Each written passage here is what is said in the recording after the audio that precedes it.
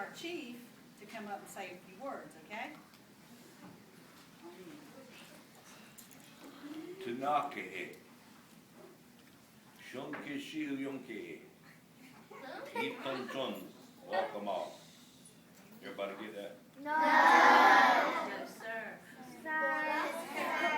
What I said in the language of the Waccamaw was, good morning.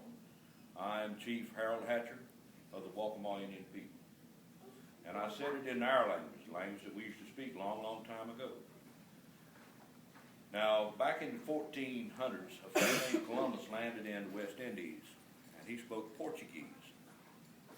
But he met with Indian people, lived on these islands, they call them Carib Indians, and he tried to communicate with them in the language of Portuguese. And they didn't understand him, so they didn't know what he was talking about. So he tried to communicate with them then in sign language, and he would do this.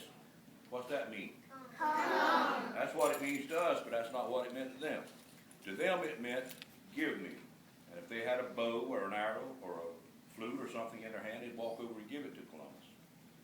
And Columbus made a note in his journal that this is a very ignorant people, not even able to understand simple sign language, but a very giving people.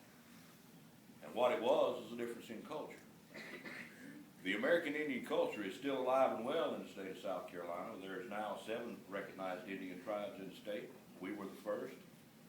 We're also the cutest. You are mighty handsome.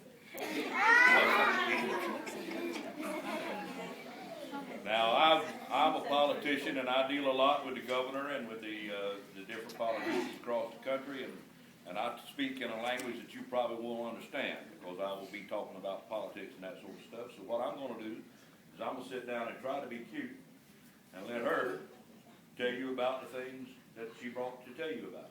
I appreciate the opportunity to be here. Thanks to all the teachers, and I'll sit down and shut up. The S word, we might have to put you in a timeout.